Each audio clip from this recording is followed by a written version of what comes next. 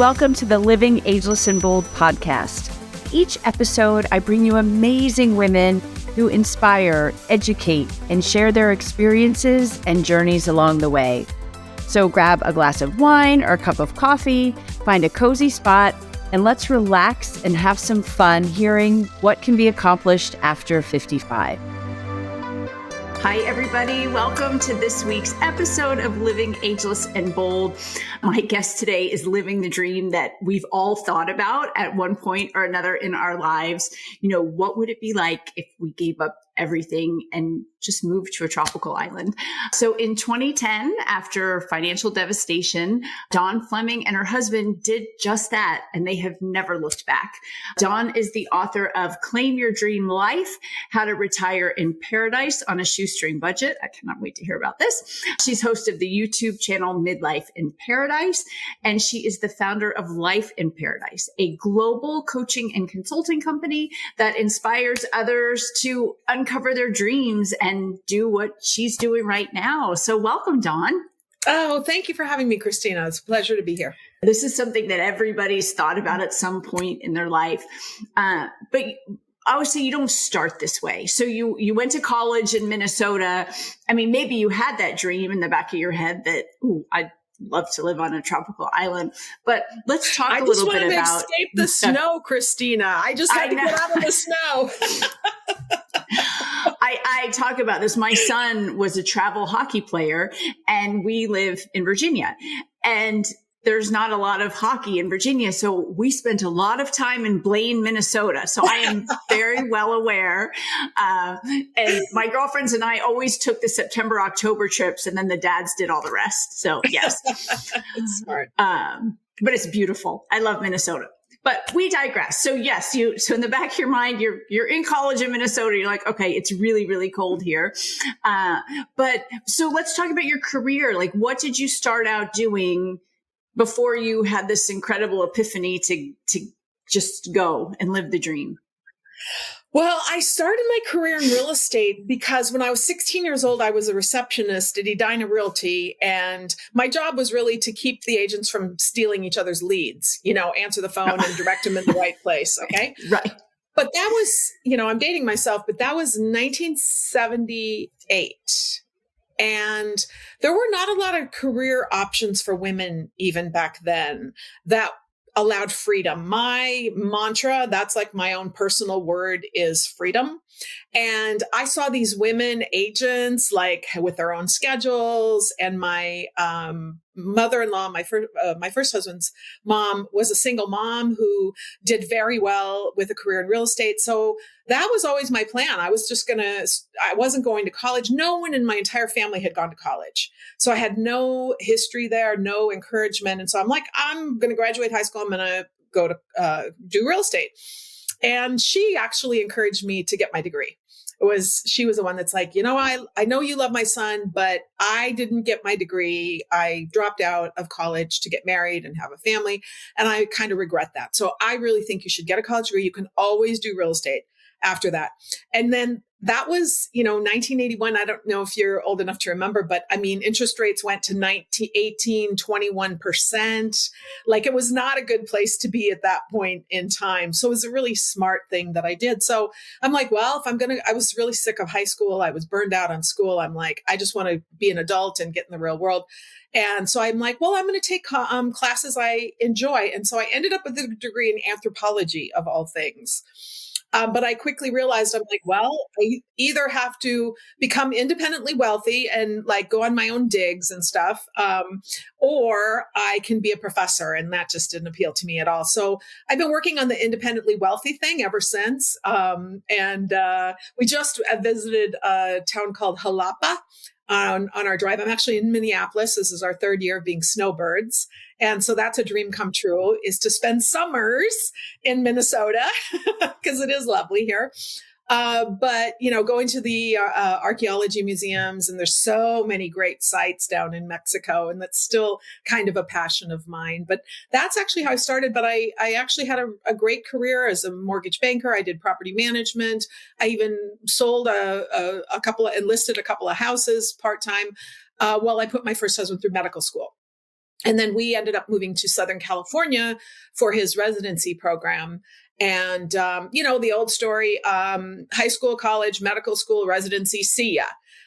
So I ended up divorced, really single for the first time in my life because he was my high school sweetheart at age 30, found myself in Southern California with really no friends, no family, but I was not going back to the frozen tundra.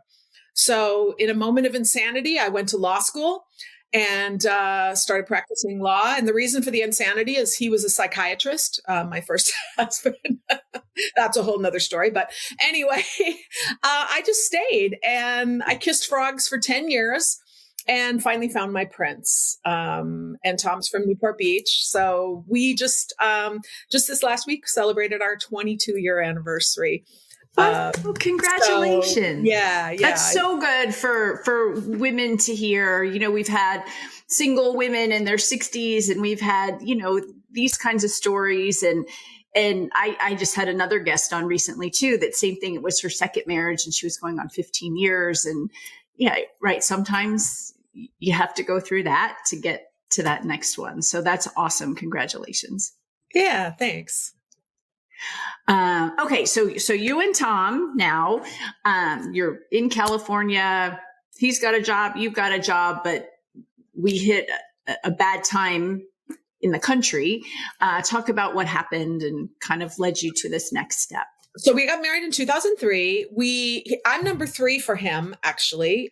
He's number 2 for me. So we got married on our honeymoon in the British Virgin Islands. We chartered a 35-foot sailboat for 16 days, just the two of us. And we got back to Southern California. I was practicing at the time. I had a client who owned a limo service. So he picked us up at LAX. We used to trade services all the time. So he picked us up at LAX. We get on the freeway. There's 6 lanes of traffic in each direction. None of it's moving. We haven't been in a car for 3 weeks. And we look at each other and go, this is our life. His kids, he had 2 boys, grown and gone, and I never had children. So I had nothing keeping me there. So I just asked him the question, I'm like, if you could live anywhere, where would you live? And he said, I kind of like Destin in the Panhandle. He's an electrical engineer. He'd done a lot of work there. And I'm like, okay, never been to that part of Florida. Let's go. So we just sniffed around and that was actually our plan. We were like, okay, we'll sell the house I owned in Orange County. We bought a sailboat in 2006, and then the bottom fell out of the real estate market. And the value of my house went from $725 to I couldn't sell it for $390. I had invested, I'd taken equity out. I had bought a couple of rentals in the Panhandle. So I found myself owing over $1 million, like $1.1 million on property that was suddenly worth $600,000. And it was such a bad time. I was in real estate then. It was such a bad time. And Tom's business, he was in the aerospace industry doing high-end surveillance projects for governments. Like overnight, his phone stopped ringing because the governments ran out of money and they kept pushing their projects out. He was doing prototypes and things like that. I had transitioned out of the legal profession and worked with Legal Shield, what is now Legal Shield, legal services company. But I was doing employee benefits. So I was going to companies. Well, guess what? All my companies were massive layoffs, closing their doors. And so overnight, my business dried up too. So we went from making about $250,000 a year to not nothing, but, substantial drop. And then, 3 houses in foreclosure. And so we hung on for 2 years and I was like, it'll come back. Right. And it just wasn't coming back. And meanwhile, I gained about 40 pounds from the stress. I was a mess. And ultimately, I'd never been late on a payment in my entire life. I was 50 years old, and I just was so distraught. And it was actually a free coaching call I had with this coach. I'll never forget this. And he just asked me a question. He's like, Dawn, what would your life look like if you weren't emotionally attached to your real estate? And I went, my life would be pretty good, that was the big stressor. And I realized at that moment, I'm like, if I just made that one little shift, if I just let go, I just go, that's it, I'm out. And that's what we decided to do. We literally like put the key under the mat and took off and moved our stuff to Florida. I had a big garage sale. We dropped off our cars. We put them in storage, and then we jumped on the boat and we left San Diego with 165 sailboats on something called the Baja Haha, which is an annual group sail. It's not a race, it's a rally, but it's safety in numbers. And they go every year from San Diego to Cabo San Lucas. And then we kept going. And it gives you a certain date, right? Like, this is our drop dead date. This is when we're leaving. So we had, we'd sailed the boat for 4 years, Catalina, Channel Islands. So we knew the boat very well. I was not a sailor. I grew up on the water in Minnesota, but, Lakes. Tom was the sailor. Very different. Grew up on the water, but I took to the water. I mean, it's funny. Our first 2 dates, he took me sailing to make sure I didn't get seasick, because he would have kicked me to the curb if I didn't fit. So I'm actually saltier than he is. He'll get seasick before I do. But anyway, isn't that funny? So that's what we did. And so we just checked out for 6 months, went through the Panama Canal, went up to Panama City, pulled in on St. Patty's Day in 2011. No marching band or balloons, we didn't know anybody there. Like, nobody knew what we had just accomplished. It was like one of those silent celebration moments. I was going to say, when you talk about the Panama Canal, there's a lot of issues with the Panama Canal. That's not just something that everybody just, I'm going to just sail right through. Like, and in recent history, we've seen, big, the huge barges getting stuck, but it's not an easy task to get through the Panama Canal, right? No, we've got some, fortunately, we needed crew. You have to have at least 6 people on the boat. There were only 2 of us. We had picked up one crewman in Costa Rica, and he went out and recruited 3 more people. And one was a couple, and she actually had because we didn't really have I think the iPhone 4 was out. We have some pictures but we had the Canon camera and stuff. She had this beautiful professional camera, and she took the most amazing pictures through the canal. And so we have this beautiful photo album of that journey. But yeah, it was, there's one picture where there's this freighter behind us. We're in the front of the lock, but right before the lock door, and this freighter is behind us, and it's literally as wide as the canal lock, right? It's I think they had to grease up the sides to get it through there, right? And the name of the boat on the front is Amazing. And that's the photo that we have of us on this boat and with this huge freighter behind us, don't let loose. But yeah, it was quite a journey. And I made a photo montage for our 20th anniversary. We watched it again because, of course, it comes up on Facebook as a memory. And so we were watching it, and, Tom will say to me, he goes, we have done some things that people can't even imagine doing that. There are no doctors at sea. There are no plumbers at sea. There are no, you know what I mean? You are on your own for anything that goes wrong, and you better be resilient and resourceful and all of that to attempt something like that. And how long did you say? 6 months? It was about 6 months, which is really booking at 6 knots, 6 miles an hour to go that far, that fast. But, we weren't retired at that point. We were, really making a delivery of our own boat, changing coasts, if you will, in that journey. Okay. So what got you to Mexico where you're like, okay, this is it. We're done. We're going to be right here. So we land in Panama City. There's a guy who lives next door on a houseboat. He comes home from work the first day we're there. Tom's never met a stranger. He starts up a conversation, introduces himself, and says, yeah, I just came home from work. Well, what do you do? He goes, well, I work at a shipyard. I'm an electrician at a ship. And sort of joking, because Tom's 60 years old. Nobody's hiring in California if you're 60, right? He says, oh, really? Are they hiring? And he goes, well, yeah, what do you do? And he goes, well, I'm an electrical engineer. And he's like, oh, you need to talk to my brother-in-law. He's my boss. Long story short, he took a job for the first time in 25 years because he'd been self-employed for so long and loved it. Actually, they started him with a hard hat and steel-toed boots. They said, there's your crew, there's your ship. don't touch anything, just point. So he did that. That's when I got started with Nerium. I was invited to join the company in pre-launch. Really, tell people real quick, because we talked for a second before we went live. So it was explain what Nerium is and what it's similar to, and the sure. So Legal Shield was prepaid legal services. It's a direct sales company, been around for decades, and a lot of they had been bought by another company. And so a lot of people left. And at the same time, this other startup was happening, sort of coincided. And it was in the anti-aging space, basically selling wrinkle cream. And I actually owned a different position.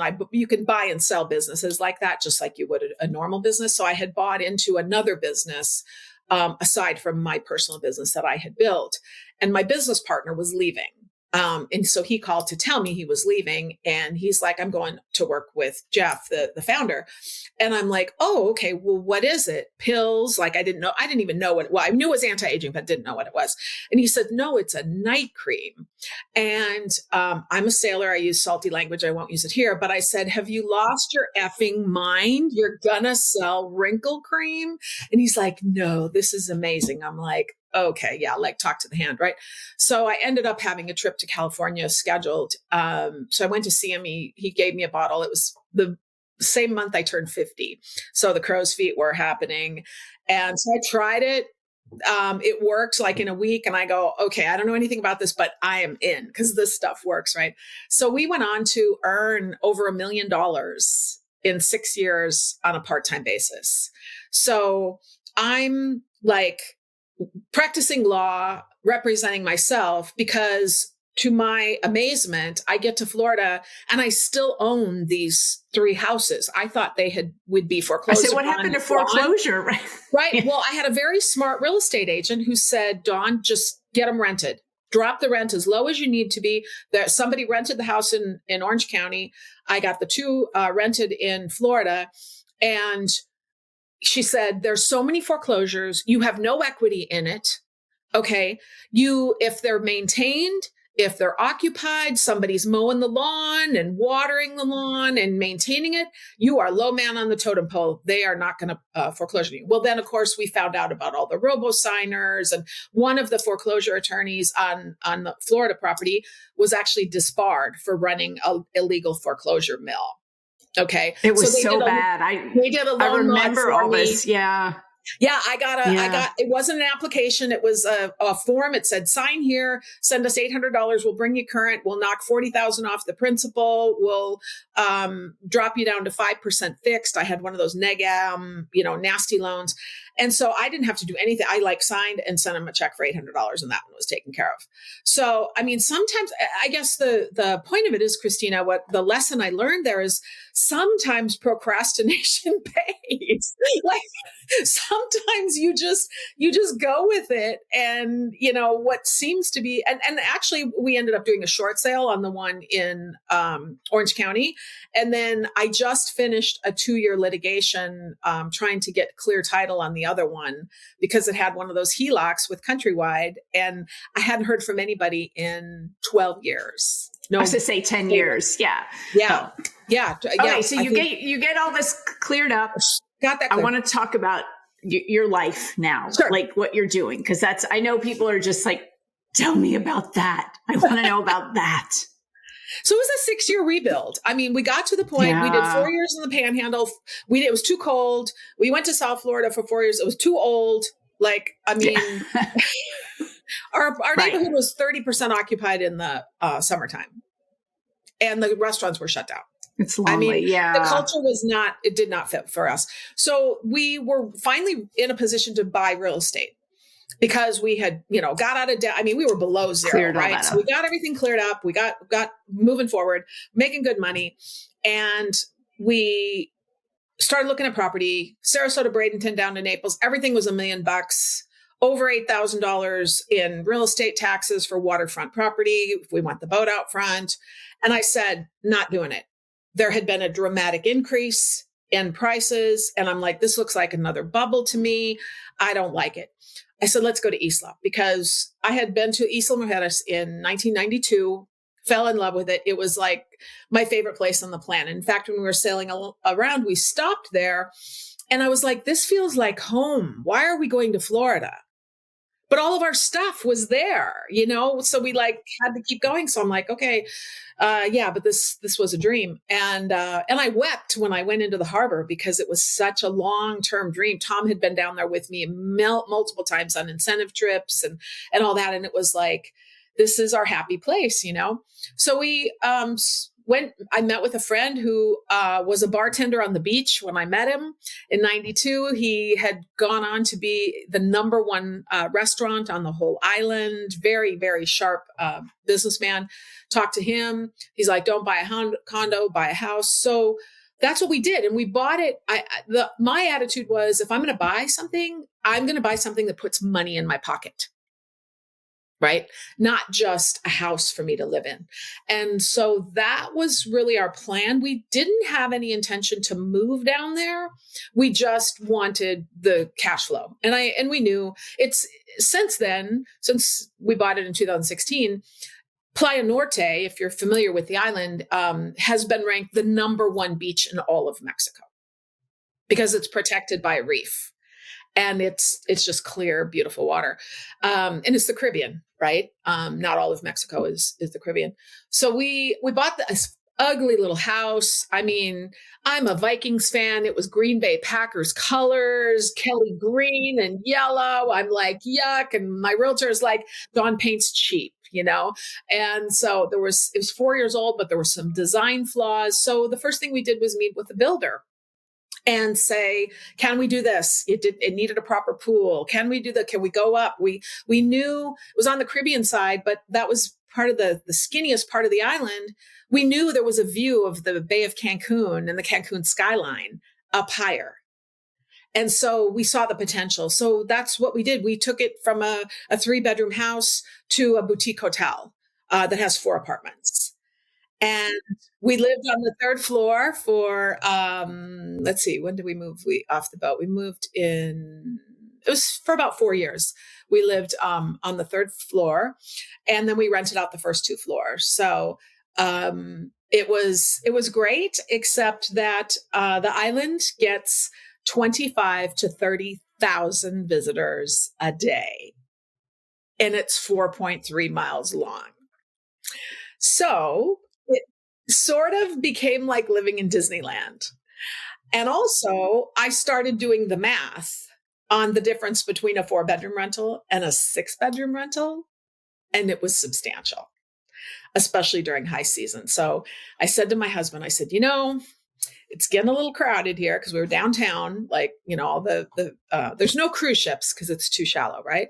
But I said, and also, having to go to take a ferry to go to Costco, right? Or Home Depot or whatever. I mean, just, things you don't really think of living on an island, right? It sounds great, but from a practical standpoint, when you're running a business, there are things you need to do, and it's not so easy. So we made the decision in 2023 to retire from innkeeping.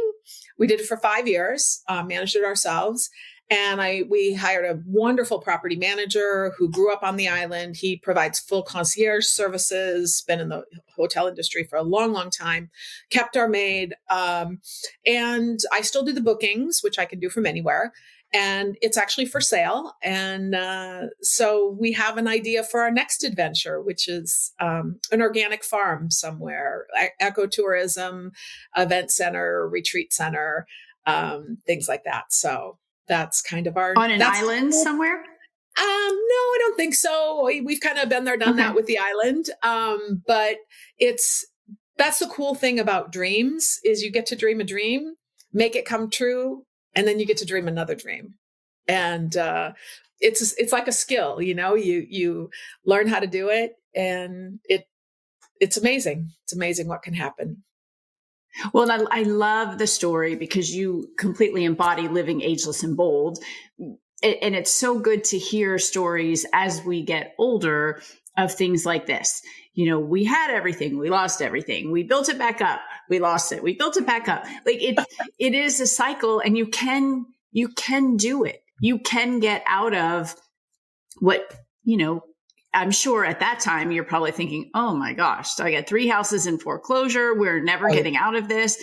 Like you probably couldn't imagine then that you would own a boutique hotel on a Caribbean island. Yeah. I mean, it was pretty devastating. I mean, and so that's really been the focus. When I first came out with the book came as a result of a workshop that I started teaching because of demand. I told you my husband's never met a stranger. So here's how it worked. We'd go to the beach, hang out. I wasn't really all that interested in talking to people because I, talk to people all the day doing the bookings and stuff. But he strikes up random conversations with strangers. Where are you from? Have you been here before? That sort of thing. And of course, what do? Well, where are you from? And he'd go, well, we live here. You live here? Yeah, we bought a house and we rent it out. You own property in Mexico? You mean you can buy?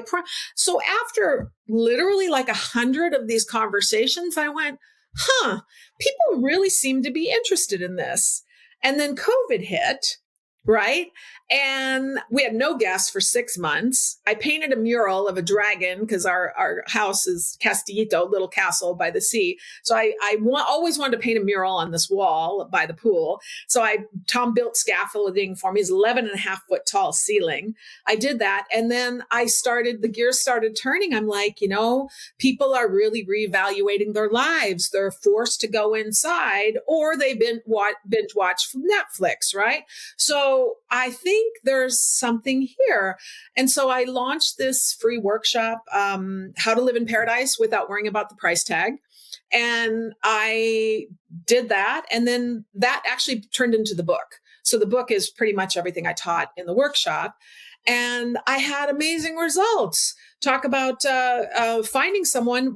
2 of my students ended up getting married. We were witnesses in their wedding. That's so 60, 70-year-old, a gentleman from Canada wrote me this incredibly heart-wrenching email after my first workshop about all these. I almost thought it was fake, Christina. It was so crazy. All these horrible things that had happened to him. And at the end, he said, "You have taken me from the winter of my life to the spring of my life." And he came down, he did a 30-day beta test, which is what I recommend. Go live like a local for a while, try it out before you make a big move. Met Diane and they just hit it off. And he went back to Canada, was gone for a few months for Christmas. And then he came back with an engagement ring and proposed, and they've been married now for like 3 years or whatever. So it's amazing what can happen. You just never know when you open yourself up to possibility. Right. So then the book came out. I spent some time, figuring out really, I'll be 64 this year. It's like, okay, I'm picky about who I want to work with, what I want to do, right? Our time is our most precious asset. So I was like, okay, I need to really think this through. And what I realized, my target market is really professionals like us, attorney, engineer, very complicated lives, right? And if you want to, you can't we're not digital nomads where we can just pick up and move and go somewhere else. You have the real estate and the cars and the businesses and all these things. And so I realized that I needed to serve these people at a level, at a stage, I should say, that's earlier in the process, right? To help them clarify what it is they want the end result to look like. And so I kind of re-evaluated everything. And I realized that what really needs to happen and where my calling is the whole idea of redefining retirement. Like the soul did not come here to retire. Okay. And the other thing is paradise is internal. It's not about a geographic location, because wherever you go, there you are. So if you're not happy where you're at, it's unlikely you're going to be happy where you go. Right. The same gremlins will follow you. So it's kind of more of that, more inner work, if you will. And also I think the limitations that we impose, the whole idea of aging. Right. And what we think of as old, like I'll like slap Tom upside the head, at least figuratively, if not, reality. But if he says, "Oh, I'm old," I'm like, "No, you do not say that," right? And science is backing that up. They found that the cells can regenerate to 120 to 150 years. So what if your life, your quality of life can be 100 or 120? Why the heck are you going to retire at 60? What are you going to do for half your life? 60's mid-age, folks. That's middle age. So getting that message out, I think, and so it's the self-imposed limitations we put on ourselves because we think we're old when we're not, right? Or society. And I love, like, one of my favorite movies is 80 for Brady. Like, I don't know if you've seen that movie. If you're, you got to see that movie. It's just like the best. And it's based on a true story, but you're seeing more and more and more of that, people in their 80s and my mother's 84 years old. She's taking care of an old lady who's going to be 100 this month. Right. I mean, we had her 80th birthday celebration. My brothers flew down. My brother John says to me, "Dawn, our mom doesn't seem any different at age 80 than she was at age 60. And I said, I know, isn't that cool? Right? So it's that attitude. It's that, taking care of the health, that, the time and the health are our most important assets. And what are the financial planners focused on? Oh, you got to have $1 million nest egg. Well, no, you don't. And I'm proof, right? We're proof. So this is a perfect segue to wrap up. What one piece of advice would you give to your 30-year-old self? Oh boy, that's a tough question. There's so many different conflicting thoughts that I have about that. I mean, one is, at 30, I have a mentor that basically says we don't become adults until we're 30. Right? We're still sort of learning, and a lot of times there is schooling there. But I guess where I am right now, I guess the biggest message I would say is listen to your inner wisdom. Right? Listen to that voice, that gut feeling. Trust that, and care less about what people think. That's a great piece of advice. And I've had guests on, and I'm a very intuitive person, but accepting that and understanding it, that's great advice. Because when you're young, you're like, I'm not sure. Is that right? So there's the unsureness, but you're also, I think, more, and I probably maybe to a lesser extent, but I think we all do it, more concerned about what people think. How do I appear to others? How do I, is this going to offend somebody? I mean, I've always been direct, so it's like, that's okay. At times I beat myself up about that I was like maybe too direct. And I think the older I've gotten, I'm like, I'm totally okay with that. And when I meet people who are direct, I appreciate that so much. So that's something that I probably wouldn't say to temper. Maybe be a little bit more tactful, but not worrying about being so direct. So tell everybody where they can find you. They want to start following and learn about this. Yes, absolutely. So my YouTube channel has been out about a year now, and there's just a ton of information. I've just really poured as much as I can into providing really good, concrete content with actionable steps and so forth that people can take. And that's at Midlife in Paradise is the name of that channel. And then the other place you can go for more information, I have a website called paradiseroadmap.com. Okay. And that's a great resource for connecting. Awesome. So everyone, please, if you know people who this would be exactly what they want to do, this episode with them. Great advice. I'm so envious of you. We might have to plan out our 30 days on our dream place somewhere. But Dawn, thank you so much for joining me today. Oh, such a pleasure. Thanks for having me, Christina.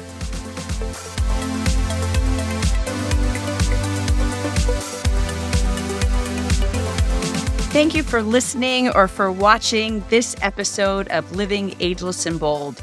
If you haven't already, please make sure you hit subscribe. And if you like the episode, I hope that you will give us a great review. You can also head over to livingagelessandbold.com and sign up for information, inspiration, and exclusive opportunities for us, women over 55. Thanks for listening. And remember, no matter what you do, keep living ageless and bold.